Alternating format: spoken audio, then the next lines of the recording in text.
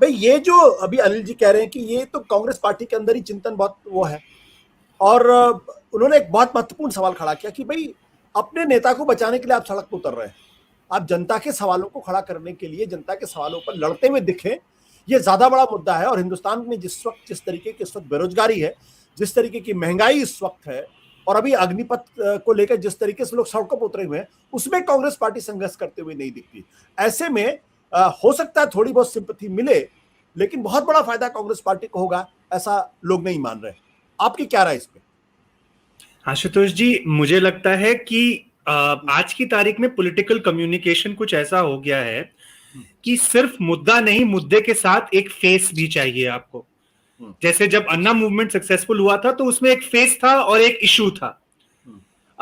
तो मुझे लगता है कि कांग्रेस केवल मुद्दों पर जाए तो मुझे लगता है कि वो भी सफिशिएंट नहीं हो पा रहा है, जो कि सप्पल साहब, मैं बिल्कुल अग्री कर रहा हूं उनसे कि जब मुद्दे छेड़ते हैं तो कोई फेस नहीं है।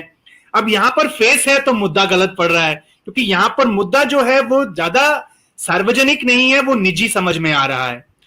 तो मुझे लगता है कि कांग्रेस में एक कम्युनिकेशन प्रॉब्लम है। और सप्पल साहब को मैं भी माफी चाहूंगा, हम कांग्रेस के बारे में कटु बातें इसलिए बोलते हैं क्योंकि चाहते हैं कि कांग्रेस एक सशक्त विपक्ष बनकर बीजेपी को चुनौती दे, ना केवल राज्यों में पर राष्ट्रीय स्तर पर भी।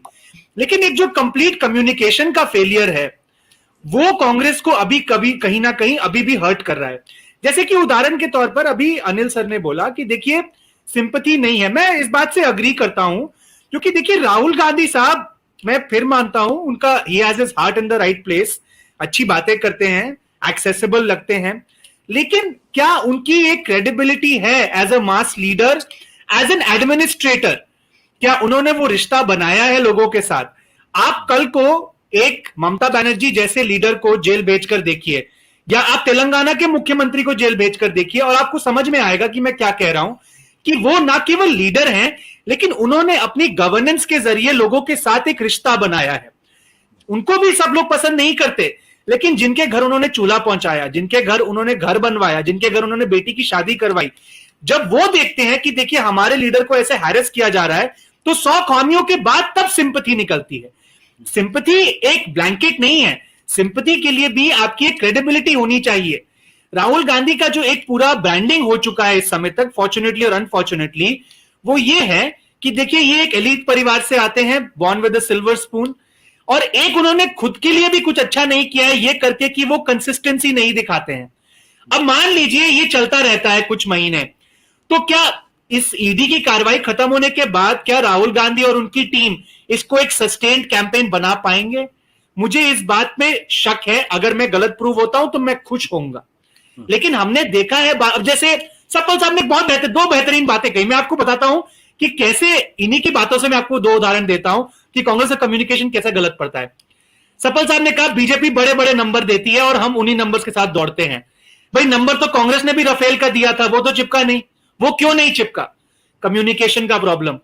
सप्पल साहब ने फिर बोला कि देखिए कोविड में कांग्रेस खड़ी हुई थी लोगों के साथ, कोविड में कांग्रेस की लड़ाई का जो फेस था श्रीनिवास, वो आज कहां है? क्या उनको उनके काम के बाद वो एक क्रेडिबिलिटी जो उनकी बन गई थी, क्या कांग्रेस ने उसको कैश इन किया? उनको आपने कुछ कमिटीज का मेंबर बनाया, ये मैं जानता हूं, लेकिन क्या आपने उनको as a public face project किया? तो कांग्रेस, देखिए मैं सप्पल साहब शायद नहीं बोलेंगे, अगर राहुल गांधी का अरेस्ट होते हैं तो ये कांग्रेस के लिए एक बहुत बड़ा टर्निंग पॉइंट हो सकता है, लेकिन क्या उनके पास वो कम्युनिकेशन मशीनरी है? इसको लेकर मुझे बहुत बड़ा डाउट है। सत्य हिंदी का ऐप डाउनलोड करें गूगल प्ले स्टोर पर।